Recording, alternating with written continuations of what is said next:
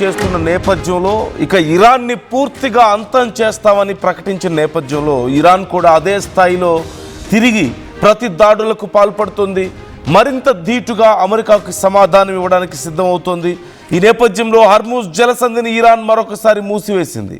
హర్మూజ్లో 2 షిప్పులను ఇప్పటికే పేల్చేసామంటూ ఇరాన్ ప్రకటించింది. హర్మూజ్ దగ్గర ఏ షిప్ కదిలినా సరే పేల్చేస్తాం అంటూ ఒక వార్నింగ్ కూడా ఇచ్చింది. అమెరికా దాడులతో టెహ్రాన్ ఎయిర్ స్పేస్లో ఇరాన్ జెట్ ఫ్లైటర్ల గస్తీ ఇప్పుడు కనిపిస్తోంది. మరోవైపు తమ దగ్గర కావాల్సిన ఆయుధాలు ఉన్నాయని, అమెరికా దాడులకు అస్సలు భయపడేది లేదంటూ ఇరాన్ ప్రకటించింది. ఎలాంటి దాడినైనా గట్టిగా ఎదుర్కొంటామంటూ కూడా ప్రకటించింది. IRGC $1 బిలియన్ విలువైన అమెరికన్ సైనిక విమానాన్ని ఇరాన్ కేవలం $150 ఒక డ్రోన్తో కూల్చివేయడం ఇప్పుడు అమెరికా జెట్ ఫైటర్ల యొక్క పనితీరుని ప్రశ్నించే పరిస్థితికి తీసుకొస్తూనే మరోవైపు అమెరికాని నివ్వెరపోయేలా చేసింది. ఇన్ఫ్యాక్ట్ ప్రపంచ దేశాలన్నీ ఇరాన్ పోరాట పటిమను చూసి వాళ్ళ స్ట్రాటజీస్ని చూసి నివ్వెరపోతున్నటువంటి పరిస్థితి కనిపిస్తుంది. ఇన్ఫ్యాక్ట్ $1 బిలియన్ విలువ చేసేటువంటి ఒక ఫైటర్ జెట్ని కేవలం $150 విలువ చేసేటువంటి ఒక డ్రోన్తో అటాక్ చేశారు. ఒక చిన్న వాళ్ళ స్ట్రాటజీతో. సో దీంతో అమెరికాకి జరిగినటువంటి నష్టానికి అమెరికా మరింత పెద్ద ఎత్తున మేము నష్టం చేస్తామంటూ దూకుడుగా వ్యవహరిస్తున్నటువంటి పరిస్థితి కనపడుతుంది. మరోవైపు IRGC హెచ్చరికలు జారీ చేస్తోంది. అమెరికాకు అసలు యుద్ధం అంటే ఏంటో ఇప్పుడు మేము చూపించబోతున్నాం అంటూ. హర్మూజ్ను క్లోజ్ చేయడంతో మరొకసారి మిడిల్ ఈస్ట్ ఎఫెక్ట్ ప్రపంచ దేశాల మీద కనపడబోతుంది. ఇప్పుడిప్పుడే మొన్నటి వరకు ఒక 4 రోజులు లేదంటే 1 వీక్ బ్యాక్ వరకు కూడా కొద్దిగా కొన్ని షిప్స్ని అలౌ చేస్తూ వచ్చింది ఇరాన్. మరోవైపు అమెరికా సపోర్ట్తో, అమెరికా సైన్యం యొక్క రక్షణతో కొన్ని షిప్స్ దాటుతూ వచ్చాయి హర్మూజ్ స్ట్రైట్ని. కానీ ఇప్పుడు పూర్తిగా మూసివేశారు. ఏ షిప్ కదిలినా సరే పేల్చేస్తామంటూ ప్రకటించిన నేపథ్యంలో మరొకసారి ప్రపంచ దేశాల మీద ఈ ఒత్తిడి ఉండబోతుంది అనేది అర్థమవుతుంది. ఇక ఇప్పుడప్పుడే హర్మూజ్ తెరుచుకోవడం కూడా చాలా కష్టం అంటూ మరోవైపు చెప్తున్నారు. ఈ నేపథ్యంలో చాలా కీలకమైనటువంటి పరిణామాలు, ఇరాన్ ఇచ్చినటువంటి స్టేట్మెంట్స్ కానీ పరిణామాలు కానీ 1 by 1 ఒక్కసారి మనం చూస్తే మేజర్గా హర్మూజ్ జలసంధిని మూసివేయడం అనేది అత్యంత కీలకమైనటువంటి నిర్ణయం మరొకసారి. మరోవైపు అమెరికా స్థావరాల మీద ప్రతీకార దాడులు చేసామంటూ కూడా ఇప్పటికే ఇరాన్ రెవల్యూషనరీ గార్డ్స్ కార్ప్స్ ప్రకటించింది. అంటే లైక్ కువైట్, బహ్రెయిన్లో ఉన్నటువంటి అమెరికా స్థావరాలను లక్ష్యంగా చేసుకుని క్షిపణులు, డ్రోన్లు ప్రయోగించామంటూ తెలిపింది. అలాగే IRGC కమాండర్ ఒకరు హెచ్చరిస్తూ అమెరికా మరిన్ని దాడులు చేస్తే చాలా తీవ్రమైనటువంటి ప్రతిస్పందన ఉండబోతోంది అని చెప్తూనే మీ ప్రాంతాన్ని ఒక నరకంగా మేము మారుస్తామంటూ కూడా ఒక ప్రకటన చేశాడు. మరోవైపు అమెరికా చర్యల్ని యుద్ధ నేరాలుగా ఇరాన్ ప్రకటిస్తోంది.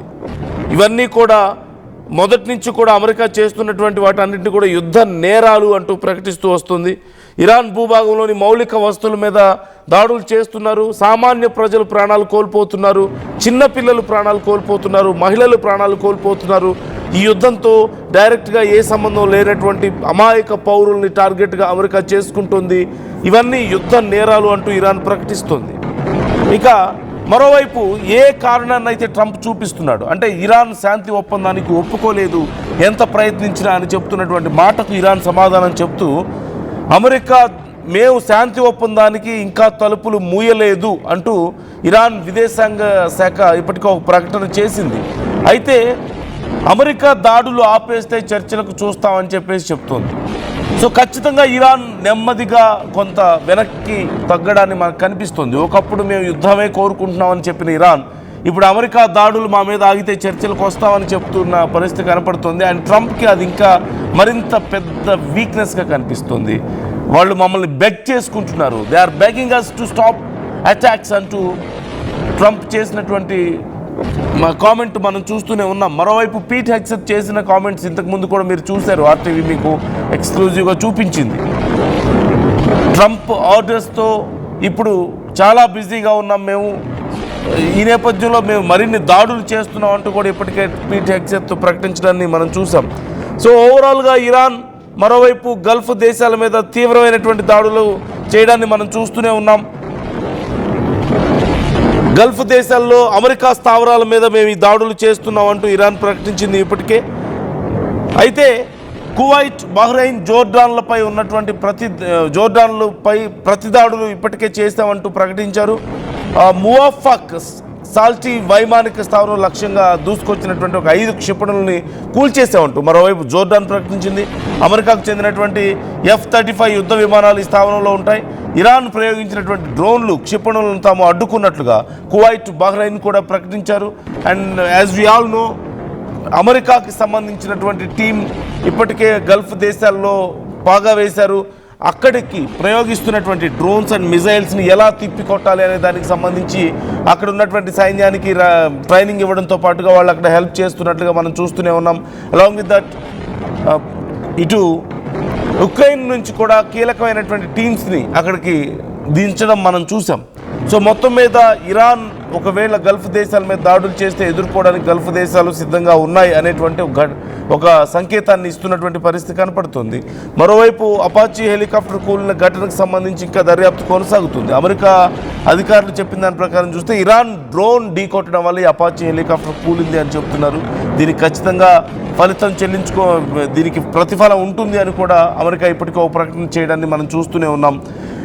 మరోవైపు ఇరాన్ దగ్గర ఉన్నటువంటి ఆయుధాలన్నీ అయిపోయాయి అంటూ అమెరికా చెప్తుంది. వాళ్ళ ఎయిర్ ఫోర్స్ లేదు, వాళ్ళ నేవీ లేదు, వాళ్ళ ఆర్మీ లేదు, వాళ్ళ కీలక స్థావరాలన్నీ దెబ్బతిన్నాయి, ఇలా చెప్పుకుంటూ వస్తుంది. కానీ మరోవైపు IRGC పూర్తిగా ఇరాన్ని తమ కంట్రోల్లోకి తీసుకున్నట్లుగా కనపడుతుంది.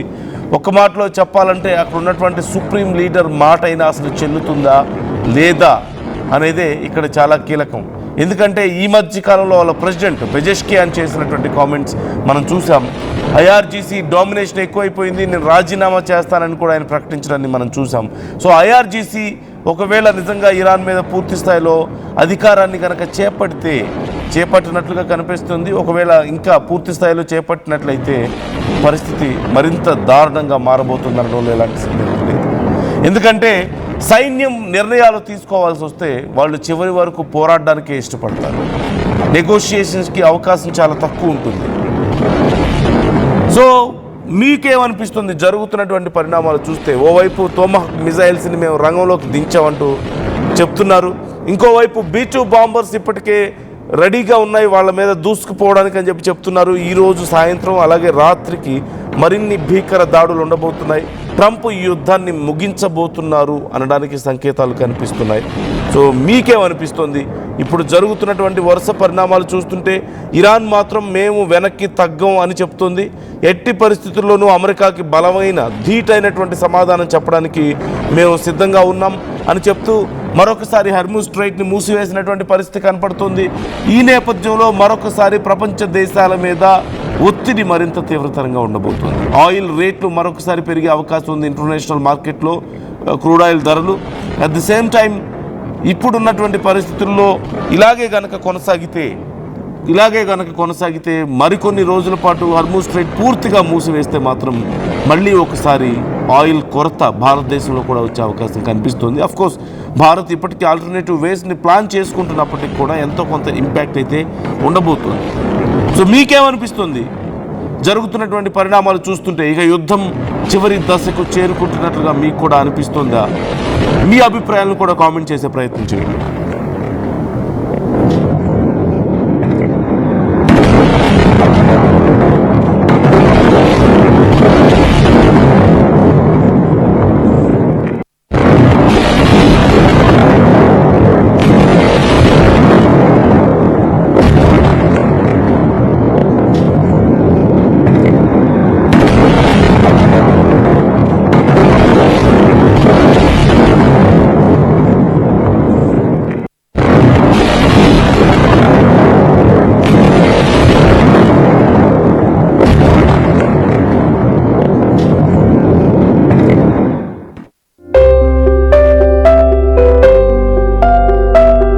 చిన్న చిన్న ఆనందాలు 35 ఏళ్లుగా నా జీవితంలో లేవు.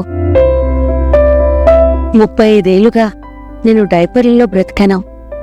6 సెంటీమీటర్ల ఫిస్టులా నా మూత్రాశయంలో లీకు కారణమైంది. ఎవరూ నాకు సహాయం చేయలేకపోయారు. AINUలో వైద్యులను కలిసే వరకు. అక్కడ వారు రోబోటిక్ శస్త్రచికిత్సతో నాకు పరిష్కారం ఇచ్చారు. వారు నా ఆత్మవిశ్వాసాన్ని కూడా తిరిగిచ్చారు. Precision care makes it possible. The Center for Robotic Surgery at AINU. At KL, experience what it feels like to be a true engineer. KL deemed to be university.